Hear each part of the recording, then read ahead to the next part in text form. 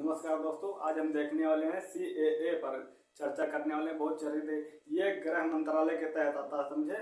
इसको गृह मंत्रालय ने पेश किया है। देखिए लिखा सिटीजन अमेंडमेंट एक्ट, जो नागरिकता संशोधन अधिनियम 2019।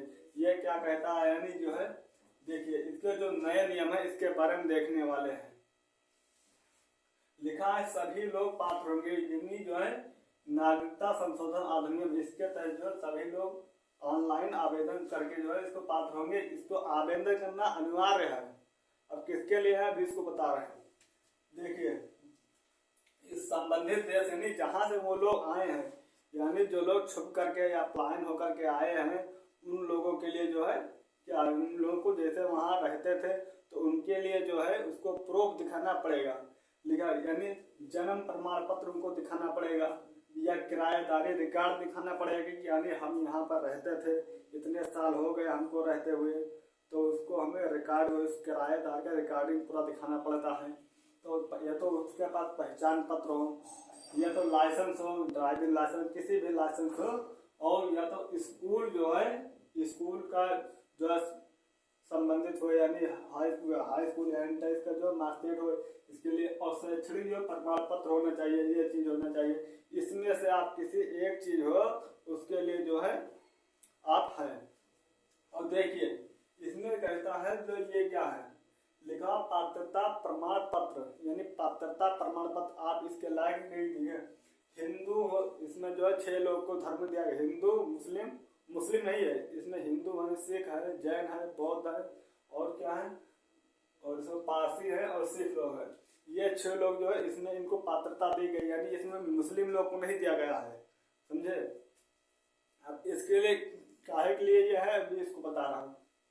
देखिए ये दस्तावेज क्या कहते हैं, भारतीय दस्तावेज, यानी लोग कहते हैं कि हम जो है 2014 से पहले आए थे, यानी जो 2014 से पहले आए थे तो उसका प्रूफ क्या है, यानी प्रूफ क्या है। देखिए पासपोर्ट होना, या वीजा होना, या जनगणना पर्ची होनी चाहिए, पैन कार्ड या बिजली बिल होनी चाहिए, बीमा पॉलिसी होनी चाहिए। अगर ये सब है तो उस पर जो है एक उच्च अधिकारी का जो मुहर होना चाहिए, यानी पूरे जांच पड़ताल का जो है उसका पूरा एक मुहर उस पर लगा होना चाहिए, तो वो प्रूफ माना जाएगा।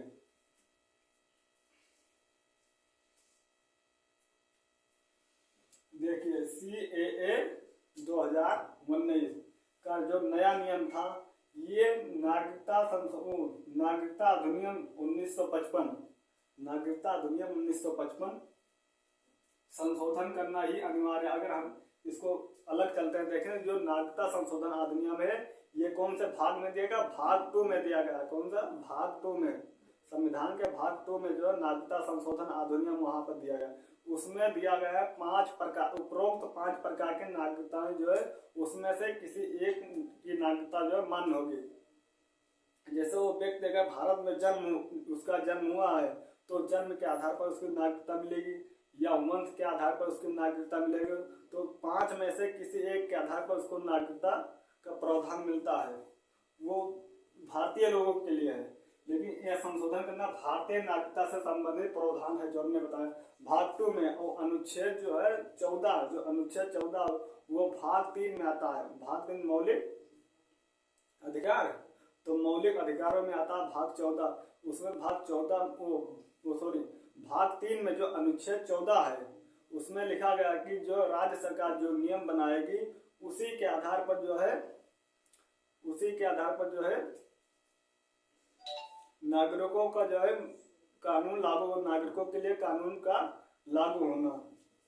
अब इसमें दिया गया है 31 दिसंबर 2014, जो उससे पहले लोग आए थे, हाँ इससे पूर्व जो पाकिस्तान से आए थे, या बांग्लादेश से आए थे, या अफगानिस्तान से आए थे, पलायन होकर के आए, छुप करके आए, या किसी भी तरीका से वो अगर भारत में आ गए तो उन्हें क्या करें, उसमें से जो आए हैं वो लोग, उसमें से 6 धर्मों में से किसी एक धर्म का हो व्यक्ति, हाँ तो हिंदू, सिख, जैन, बौद्ध और पारसी, जैनियों के लिए जो भारतीय नागरिकता प्राप्त करना आसान हो जाएगा, समझे।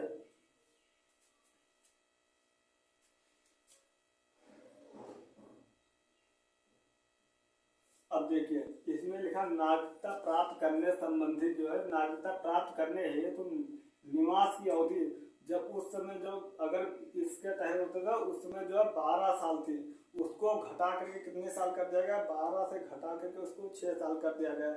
यानी जैसे आप 2014 में अगर आए हैं तो 2020 में एलिजिबल होंगे, यानी वहां पर तक जो है 2020 तक था, 2020 ले था, आप वहां तक कर सकते थे।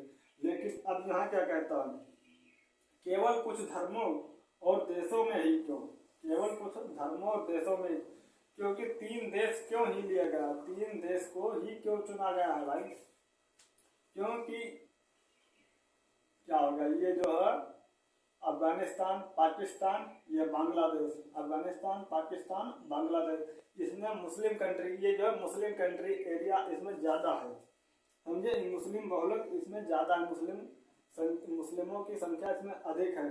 तो अल्पसंख्यक के लिए जो अल्पसंख्यक वर्गों के लिए जो उत्पीड़न के कारण होता है, उनके उत्पीड़न के होने के कारण अगर आप यहाँ आएंगे तो आप सही सलामत जो है रह सकते हैं। उसी प्रकार यहाँ देखते हैं CAA की आलोचना, CAA की आलोचना देखते हैं तो लिखा एक विशेष समुदाय के लक्षित, एक विशेष समुदाय के लक्षित करना।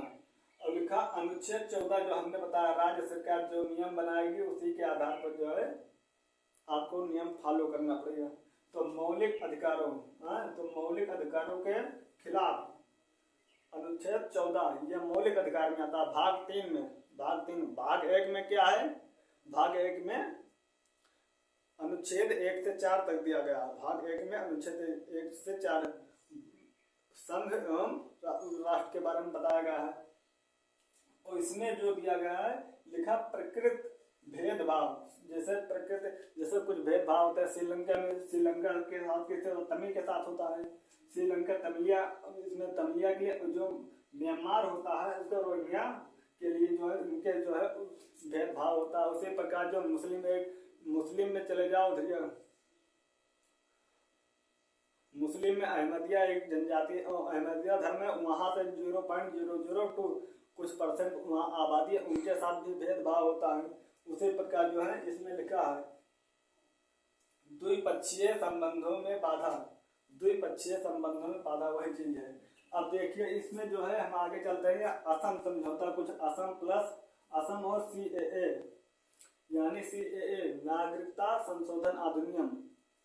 तो अब थोड़ा हम असम की ओर चलते हैं। जो है ये लिखा यहाँ का अधिनियम 1985, अधिनियम 1985, असम का अधिनियम 1985 में कौन सी सरकारें तो उधर केंद्र सरकार रहती है, राजीव गांधी की सरकार, उन्होंने अधिनियम बनाया था, ये राजीव गांधी ने अधिनियम बनाया था कि 25 मार्च 1971, इस अधिनियम में कहता है कि 25 मार्च 1971 के बाद बांग्लादेश से आने वाले, यानी बांग्लादेश जो है यही बांग्लादेश है, 1971 में ही इसको जो है अलग किया गया था, मुक्ति संग्राम जो हुआ था।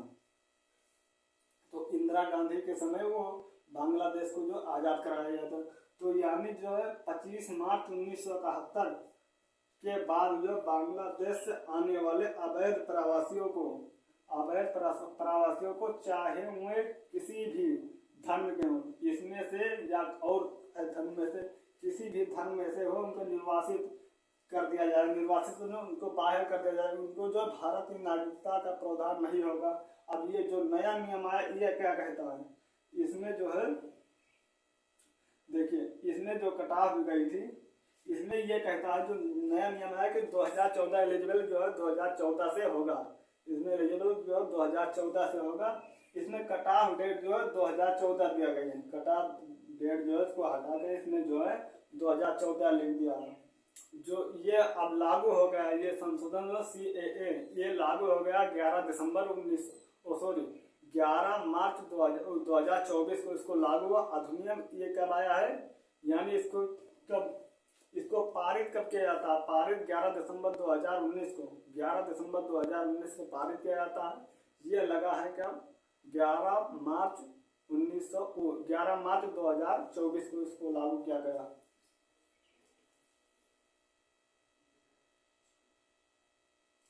तब तक के लिए यहीं पर मिलते हैं, धन्यवाद।